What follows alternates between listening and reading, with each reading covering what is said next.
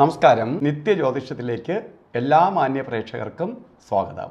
ഇന്ന് 2025 നവംബർ മാസം 8-ാം തീയതി 1201 ആണ്ട് തുലാമാസം 22-ാം തീയതി ശനിയാഴ്ച. ഇന്ന് ശനിയാഴ്ചയാണ്. ഇന്നത്തെ നക്ഷത്രമൊക്കെ ശുഭനക്ഷത്രമാണ്, മകയിരം നക്ഷത്രം. പക്ഷെ ഇന്നത്തെ ദിവസം നല്ലതല്ല. ഓരോ ദിവസം എന്ന് പറയുമ്പോൾ ആ ഗ്രഹത്തിന് അനുവദിച്ചു കൊടുത്തിരിക്കുന്ന ദിവസമാണ്. അപ്പോൾ ശനീശ്വരന് അനുവദിച്ചു കൊടുത്തിരിക്കുന്ന ദിവസമാണ്, ശനിയുടെ ആധിക്യമുള്ള ദിവസമാണ് ഇന്ന്. അപ്പോൾ ഇന്നത്തെ അധികാരി ശനിയാണ്. നമ്മളെ വീട്ടിൽ നമ്മളാണ് പവർഫുൾ. നമ്മളെ വീട്ടിൽ ആര് വന്നാലും, നമ്മളെ വീട് വലുതോ ചെറുതോ എന്നുള്ളിടത്തല്ല, സ്വന്തം വീട്ടിൽ അവരവർ തന്നെയാണ് അധികാരി. എത്ര വലിയവൻ വന്നാലും നമ്മളെ വീട്ടിൽ നമ്മൾ തന്നെയാണ് അധികാരി. നമ്മൾ ഇരിക്കാൻ പറഞ്ഞാൽ അവന് ഇരിക്കാൻ പറ്റത്തുള്ളൂ, നമ്മൾ തുറന്നു കൊടുത്താൽ അവൻ വീട്ടിൽ കയറുള്ളൂ എന്ന് പറഞ്ഞതുപോലെ ശനിയുടെ ദിവസം ശനിയാണ് അധികാരി. അപ്പോൾ ശനിക്ക് പ്രാധാന്യമുള്ള ദിവസമായതുകൊണ്ട് ഇന്നത്തെ ദിവസം ശനി എന്ന് പറയുമ്പോൾ പൊതുവേ കുറച്ച് മന്ദത ഉണ്ടാക്കുന്നവനാണ്. കാര്യങ്ങൾ ശനിയെ വിളിക്കുന്നത് തന്നെ മായെന്ന അക്ഷരം കൊണ്ടാണ്. പതുക്കെ സഞ്ചരിക്കുന്നവൻ ശനി. എല്ലാ കാര്യങ്ങളും സ്ലോവിലേ പോകത്തുള്ളൂ. ഒരു കാര്യങ്ങൾ അത്ര കണ്ട് സ്പീഡിൽ മുന്നോട്ട് പോകത്തില്ല. അപ്പോൾ ശനിയുടെ ബന്ധം നിൽക്കുന്ന ദിവസമാണ് ഇന്ന്. അപ്പോൾ ശനിയെ നമുക്ക് അത്രയ്ക്ക് പ്രീതിപ്പെടുത്തി കൊണ്ടുപോകണം. അപ്പോൾ ഓരോ കാര്യങ്ങൾക്ക് ഇറങ്ങുമ്പോഴും വളരെ മന്ദിഭാവത്തിലേ പോവുള്ളൂ. അത് മനസ്സിലാക്കി വേണം ഇന്ന് ഓരോ കാര്യത്തിന് ഇറങ്ങാൻ. ഇറങ്ങുന്ന കാര്യങ്ങൾക്ക് തടസ്സവും അസ്വസ്ഥതയൊക്കെ ഉണ്ടാവാം. ഇപ്പോൾ എല്ലാവർക്കും അവധി അല്ലെങ്കിൽ പോലും കുറേ പേർക്കെങ്കിലും ഇന്ന് അവധിയായിരിക്കും. അപ്പോൾ വളരെ ശ്രദ്ധയോടുകൂടി കാര്യങ്ങൾ കൊണ്ടുപോകണം. ഏറ്റവും പ്രധാനമെന്ന് പറയുന്നത് ശരിക്കും തുലാമാസത്തിലെ മകയിരം നക്ഷത്രം ബർത്ത്ഡേ ആയിട്ട് വന്നിട്ടുള്ളവർക്ക് ഒരു വർഷത്തെ ഫലത്തെയാണ് ചിന്തിക്കേണ്ടത്. അവരാണ് സ്കൂളിലായിട്ട് സൂക്ഷിക്കുക. നമുക്ക് ഇന്നത്തെ ഒരു ദിവസം ശ്രദ്ധിച്ച് പോയാൽ മതി. അപ്പോൾ നമുക്ക് വളരെ സൂക്ഷിച്ച് കൊണ്ടുപോയാൽ ഈ ഒരു ദിവസം കഴിഞ്ഞു പോകും. പക്ഷെ ഒരു വർഷത്തെ ഫലത്തെ ചിന്തിക്കുമ്പോൾ മകയിരം നക്ഷത്രം തുലാമാസത്തിലെ ബർത്ത്ഡേ വന്നിട്ടുള്ളവർ വളരെ സൂക്ഷിച്ച് കൊണ്ടുപോകണം. കാരണം ശാരീരിക ബുദ്ധിമുട്ടുകളുണ്ടാവാം, കാര്യതടസ്സം വരാം, സാമ്പത്തിക നഷ്ടം വരാം, ശത്രുഭയം കൂടും.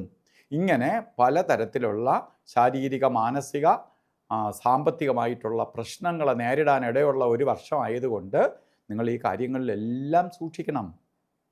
നമ്മൾ അശ്രദ്ധ പാടില്ല. നമ്മളൊക്കെ ആ ഒരു വർഷത്തെ വളരെ സൂക്ഷിച്ച് കൊണ്ടുപോകണം. അപ്പോൾ നമുക്ക് എന്ത് ചെയ്യണം? അതിനെ എങ്ങനെ അതിജീവിക്കാം? നമ്മൾ പറയണത് എന്തിനാണ്? നേരത്തെ മുന്നറിയിപ്പ് തരുന്നത് എന്തിനാണ്? നമുക്കതിൽ നിന്ന് എങ്ങനെ രക്ഷ നേടാം? മഴ പെയ്യും എന്നറിഞ്ഞാൽ, മഴ പൊഴിയുമെന്നറിഞ്ഞാൽ ഒരു കുടയും കൊണ്ട് പോകാം. അതുപോലെ നമുക്കൊരു സംരക്ഷണം തീർക്കുകയാണ് ഇതിൻ്റെ സുപ്രധാനമായ ലക്ഷ്യം. അപ്പോൾ അതിനു വേണ്ടി നമുക്ക് എന്ത് ചെയ്യാം? നമുക്ക് പ്രധാനമായിട്ട് ചെയ്യേണ്ടത് എന്താണ്? നമുക്ക് ഇന്നത്തെ ഈ ഒരു വർഷത്തേക്ക് വേണ്ടിയിട്ട് ശാസ്താവിന് നീരാഞ്ജനം കത്തിക്കണം. ശനിയുടെ പിതാവായ സൂര്യനെ എല്ലാ ദിവസവും തൊഴുക. ഒരു ശനീശ്വര യന്ത്രം, ധന ആകർഷണ യന്ത്രവുമായി ചേർത്ത് ദേഹരക്ഷ ധരിക്കുക. ശനി വ്രതം നോക്കുക. ഇതൊക്കെ ചെയ്തു പോകുമ്പോൾ ഈ ഗ്രഹത്തിൻ്റെ നെഗറ്റീവ് എനർജി മാറും. ഒരു രോഗത്തിന് മരുന്ന് കഴിക്കുന്നത് പോലെ. അപ്പോൾ നമുക്ക് അതിൽ നിന്ന് അതിജീവിച്ച് പോകാൻ സാധിക്കും. അതുപോലെ ഇന്ന് നല്ല ദിവസമല്ല എങ്കിലും ഓരോ കാര്യത്തിന് പോകുമ്പോഴും നമുക്ക് രാഹുകാല സമയം നോക്കി യാത്ര തിരിക്കുന്നത് നന്നായിരിക്കും. രാഹുകാലം 9 മണി മുതൽ 10:30 മണി വരെ എന്ന് കലണ്ടറിൽ രേഖപ്പെടുത്തിയിട്ടുണ്ടെങ്കിലും 9:14 രാഹുകാലം തുടങ്ങുള്ളൂ. ഒരു 14 മിനിറ്റ് കഴിഞ്ഞിട്ടേ തുടങ്ങുള്ളൂ.